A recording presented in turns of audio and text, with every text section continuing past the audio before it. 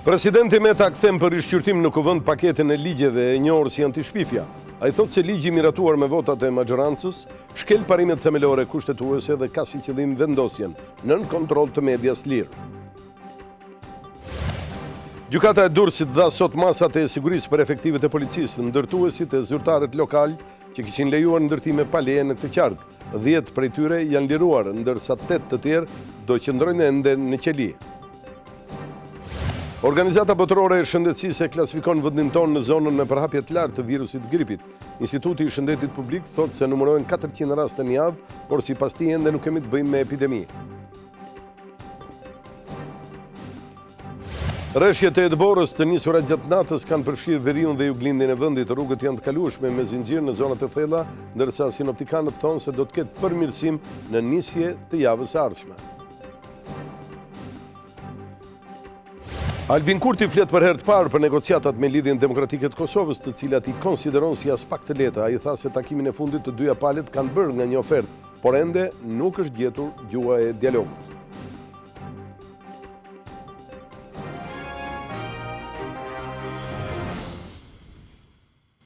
Zonja dhe zotërimi mbrëma dhe mirë se erdhët në televizionin Klan. Ky është edicioni i fundit i Lajmeve. Presidenti i Republikës Ilir Meta vendosi të kthejë për rishqyrtim në kuvend paketën e ligjeve të njohur tashmë si antishpifja. Meta thotë se ligji miratuar me votat e majorancës në kuvend shkel parimet themelore kushtetuese dhe ka si qëllim vendosjen nën kontroll të medias së lirë. Presidenti ka firmosur kthimin për rishqyrtim në parlament të dy ligjeve që njihen si paketa antishpifje, pavarësisht se nis argumentimin e dekreteve të tij me një vlerësim për një pjesë të dispozitave të këtyre dy ligjeve për kreun e shtetit. Qëllimi i shumicës është që përmes këtyre amendimeve ligjore të vendoset nën kontroll media dhe të minimizohet zëri kundër dhe ai kritik. Vendosja e medias në këtë moment në trosninë e mekanizmave ndëshkues arbitrar tregon se gjithë parashikimet e ligjit nuk janë fryti një vlerësimi të cekët të qeverisë dhe të kuvendit, por një qëllim i qartë me synim vendosjen nën kontroll të medias së lirë dhe minimizimit të zërit kundër dhe kritik. Sipas Metës, amendimet bien ndesh me parimet kushtetuese për mbrojtjen e të drejtave dhe lirisë së shprehjes, me jurisprudencën e gjykatës kushtetuese dhe nuk janë në harmoni me standardet e konventës europiane për të drejtat e njerëzit, çka për presidentin përbëjnë elemente censure. Hyrja në fuqi e këtyre ndryshimeve do të krijojë një mjedis arbitrar dhe të pasigurt ndaj operatorëve mediatik elektronik. Këto mekanizma jo proporcional të forcës ndëshkuese që përmbajnë ndryshimet ligjore të miratuara krijojnë hapësirë që ato të aplikohen përkundrejt mediave online që janë kritike me punën e qeverisë. Kjo e fundit përmes përfaqësuesve të saj në organet vendimarrëse dhe kompetencave që këto organe marrin, ka të gjitha mundësi të shfrytëzojë këtë bazë ligjore që lejon interpretim subjektiv. Meta thotë se Kuvendi i Shqipërisë me miratimin e ligjit ka kapërcyer kufitë e autorizimit kushtetues përmes kompetencave që i ka dhënë Amës. Vendimi i Këshillit të Ankesave që administrativisht nuk është përfundimtar, për sa kohë ankimohet në bord, nuk mund të parashikohet nga ligji se përbën titull ekzekutiv. Kryeministri e kishte paralajmëruar kthimin e paketës antishpifje për rishqyrtim nga kreu i shtetit. Rama gaboi vetëm për kohën kur dekreti Metës do të bëhej publik. Presidenti do na kthej para vitit 3. Presidenti kërkon që Kuvendi ta rihap procesin e konsultimit publik dhe të reflektojë sugjerimet e aktorëve të interesuar. Por kjo deklaratë e kryeministrit në seancën e 18 dhjetorit, kur u miratua paketa, tregon qartë fatin e dekretit të presidentit, i cili, siç lart kuptohet Edi Rama, do të rrëzohet nga parlamenti pa i bërë ndryshimet që propozon Meta.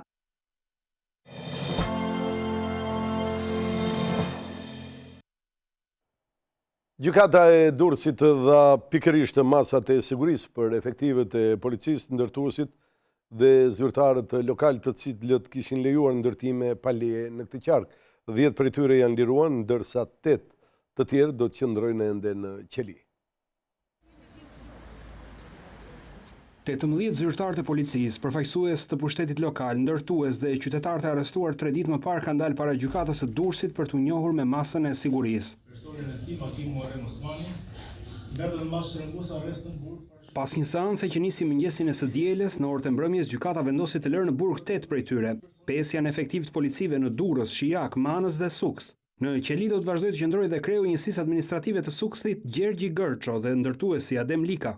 Gjykata vendosi të jap masën pezullim nga detyra dhe detyrim paraqitje për Besnik Domin, shef i rendit në policinë e Shijakut, dhe Sami Xhafan, shef i komisariatit të policisë në Manës. Për policin Gani Dama, i cili është ende në kërkim, do të mbetet në fuqi masa arrest me burg.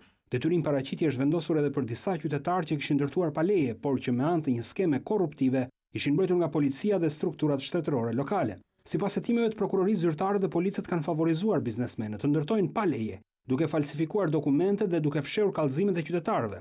Ata përfitonin nga 1.500 euro deri në 7.000 euro për ndërtime të ndryshme si objekte banimi, magazina e të tjera. Skema e abuzimeve u zbulua pas nisjes së hetimeve për 2 efektiv policie që ranë në përgjimet e prokurorisë. Hetimet zgjatën rreth 7 muaj dhe të arrestuarit akuzohen për të paktën 37 objekte të palishme. Gjykata ka lënë sot në burg 34 vjeçarin Erdet të Çapoku, i cili vrau kunatën e tij në zonën e Paskuqanit këtu në Tiranë. Ky është 34 vjeçari Erdet Çapoku, i cili 2 ditë më parë mori jetën kunatës së tij pasi e goditi me një shkop druri në banesën e saj në Paskuqan në periferi të Tiranës. Ai doli këtë të diel para gjykatës penale për të njohur me masën e sigurisë. Në seancën e zhvilluar me dyert të mbyllura me kërkesë të prokurorisë, ai tha se nuk e kujtonte mirë ngjarjen, por theksoi se kishte investuar për kunatën dhe mbesën, pasi vllai i tij ishte dënuar me 10 vjet burg, por ato nuk e kishin mbështetur asnjëherë. Ai nuk ka dhënë shumë detaje për ngjarjen, duke u shprehur se nuk ishte në gjendje të kujtonte. Në sallë mungonin familjarët e tij, ndërsa u mbrojt me një avokat të caktuar kryesisht. Mbrojtja kërkoi një masë 30 ditore me burg deri në kryerjen e aktit të ekspertimit të gjendjes së tij mendore, por gjykatësi Lazar Sallaku pranoi kërkesën e prokurorisë për ta lënë në burg pa afat. Referuar vepes penale rezultimit të saj, e cila është kriminale e rënd, si dhe rezultimit së personit të dyshuar, shtetit Erdet Çapoku, gjykata vlerëson se kërkesa e prokurorisë për të caktuar masën e arrestit në burg në shtetit është e bazuar në provën e ligj. Mes natën e 9 janarit, Erdet Çapoku shkelmoi derën e banesës ku jetonte Enkeleda Çapoku me nënën e saj dhe dhunoi me sende të forta 30 vjeçaren, e cila humbi jetën për shkak të plagëve. 34 vjeçari akuzohet për vrasje për shkak të marrëdhënieve familjare. Një aksident i rëndë rrugor është shënuar mbrëmjen e sotme në aksin Lezhë-Laç pranurës ishull Lezhës. Për shkak përplasjes së 2 automjeteve raportohen 6 plagosur. Nga burime në vendin e ngjarjes thuhet se 2 prej plagosurve janë në gjendje të rëndë dhe janë dërguar me urgjencë në spitalin e Lezhës. Nuk dihet ende dinamika e aksidentit, por burime policore thonë se shpejtësia e njërit prej automjeteve ka qenë mbi normat e lejuara. Në vendin e ngjarjes kanë shkuar forcat shumta të policisë dhe zjarfikës. Për shkak të aksidentit në këtë aks është shënuar dhe një trafik i rënduar në autostradë.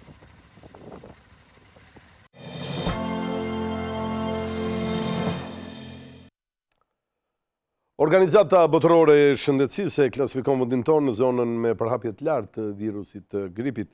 Instituti i Shëndetit Publik thotë se numërojnë 400 raste në javë, por ende, thonë ata, nuk kemi të bëjmë me epidemi.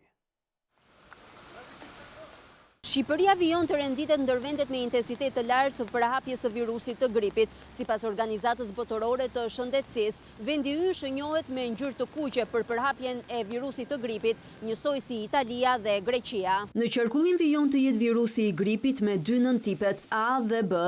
Burime nga Instituti i Shëndetit Publik bëjnë me dije se vetëm këtë javë numërojnë mbi 400 persona të prekur nga virusi i gripit, prej të cilëve 60% e tyre janë me virusin e gripit A dhe 40 mostra të analizuara rezultojnë me virusin e gripit të tipit B, por asnjë prej tyre nuk paraqitet në gjendje të rëndë. Bluzat e bardha thonë se kjo është një situatë normale dhe e zakonshme për stinën, por rekomandojnë vaksinimin për kategoritë me risk. Mbi 80.000 doza të vendosura në dispozicion për popullatën kanë filluar të injektohen prej muajit nëntor. Vitin e kaluar 5 persona humbën jetën si pasojë e gripit.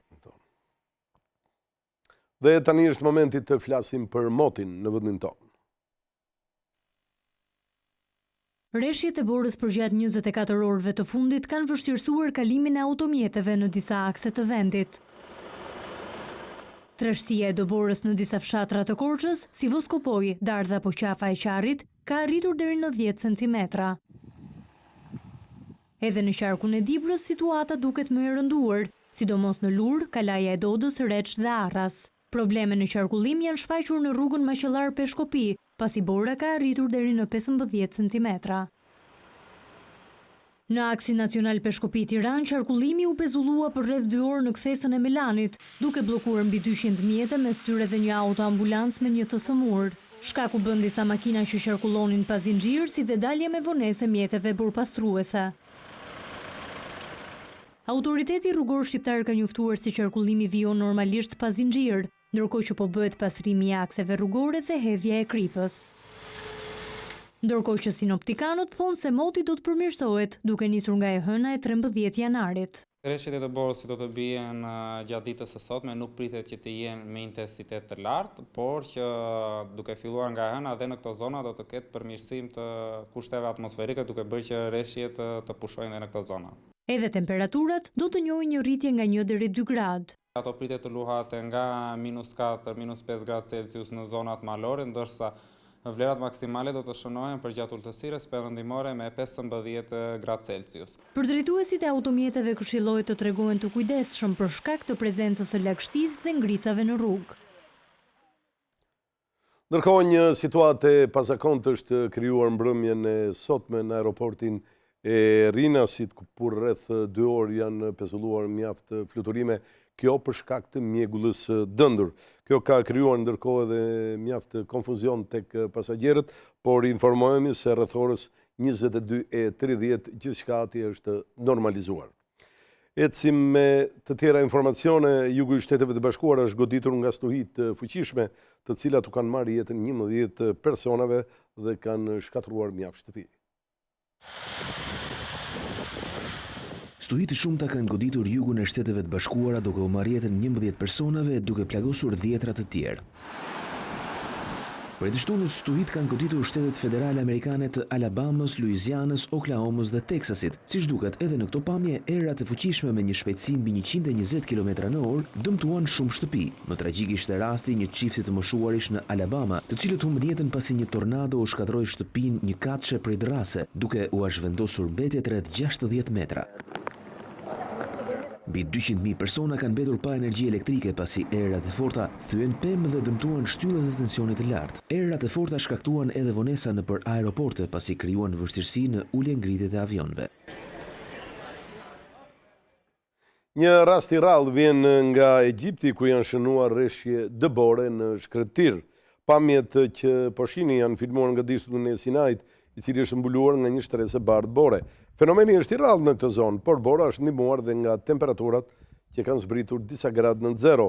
Sipas mediave lokale, bora ka qëndruar e shtruar për disa orë. tvklan.al, webi më i klikuar ndër të gjithë televizionet mbar shqiptare.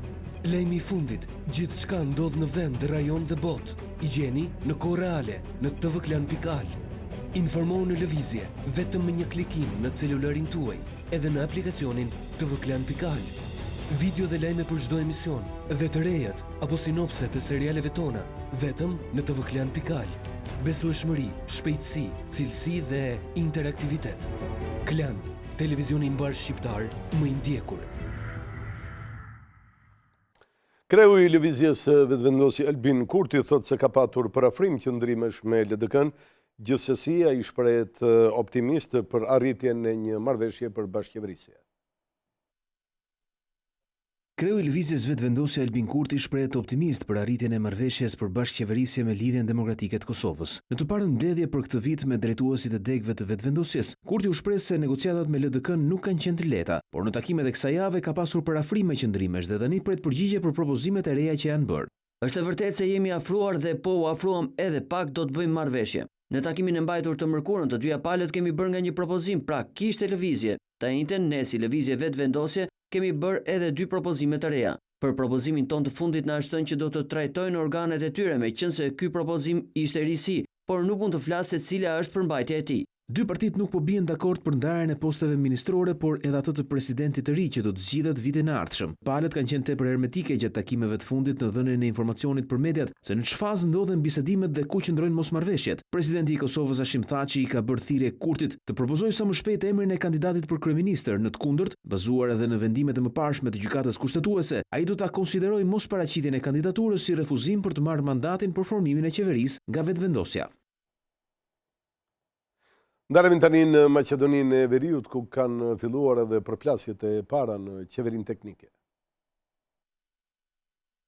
Socialdemokratët kanë adresuar kritika ndaj ministrit teknik për punë të brendshme, i cili në qeverinë teknike është nga radhët e VMRO-DPMN-s, se pocënon sigurinë e qytetarëve. Siç thonë nga LSDM-ja, ministri Çulef me anë të një telegrami ka shfuqëzuar urdhërat për detyrat e policisë, duke shkaktuar mes tjerash edhe cënimin e sigurisë në ambasadat e disa vendeve. Me veprimet e këtilla të papërgjithshme dhe të jashtëligjshme, ministri Çulef rrezikon sigurinë e kufive, përfaqësuesve më të lartë të shtetit si dhe ambasadat në vendin ton, respektivisht cënon situatën e përgjithshme të sigurisë në vend. Nga VMRO-DPMN-ja thonë se LSDM-ja ka frikë nga profesionalizmi i Ministrisë të Punëve të Brendshme, ku në këtë mënyrë do të dalin të palarat e tyre në shesh. Zaevi dhe Spasovski kanë frikë nga ndryshimet ligjore në MPB. Detyrën e vetme që kanë kuadrët e tyre në këtë ministri është të mbrojnë krimin dhe të pengojnë profesionalizimin e MPB-s. Që nga formimi i qeverisë teknike nuk kanë pushuar as edhe përplasjet mes ministrave dhe zëvendës ministrave që vinë nga dy taboret politike, përplasje këto që kanë kaluar edhe në akuza, etiketime e fyerje. Detyra kryesore e qeverisë së re teknike është të organizojë zgjedhje të lira dhe demokratike.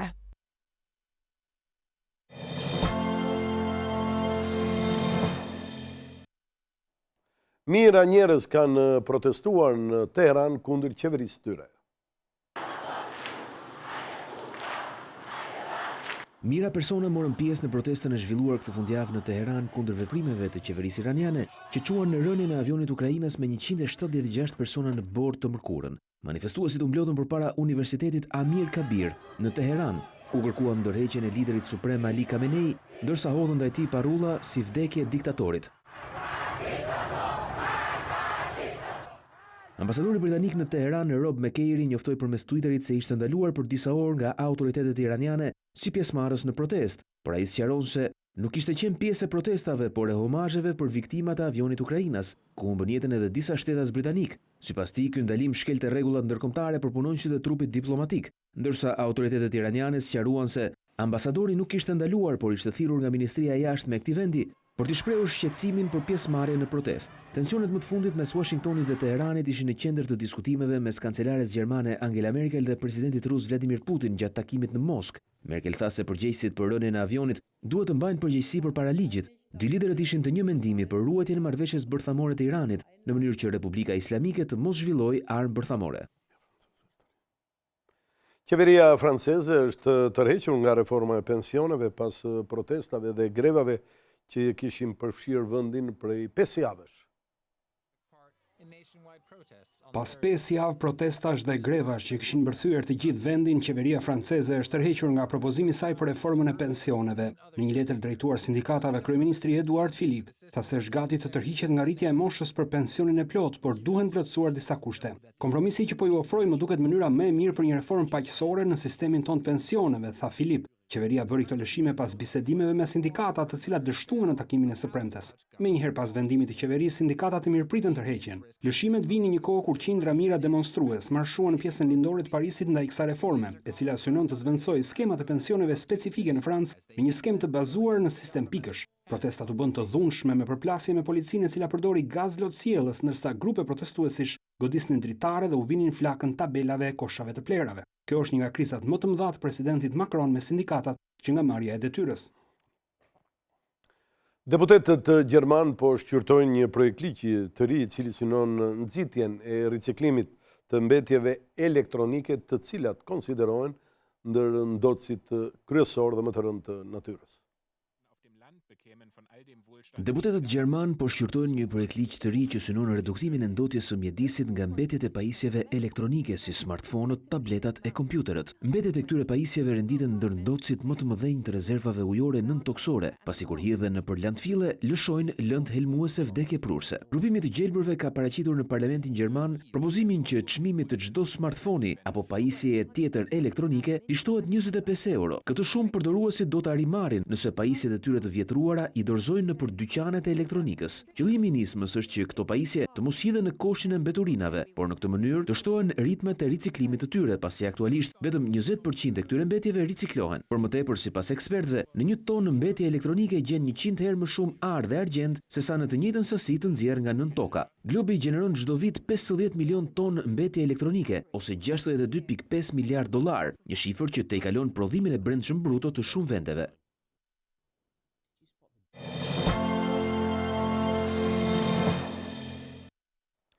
Po shkon drejt përfundimit rindërtimi 233 banesave të cilat u dëmtuan nga tërmeti 21 shtatorit në qarkun e Durrësit.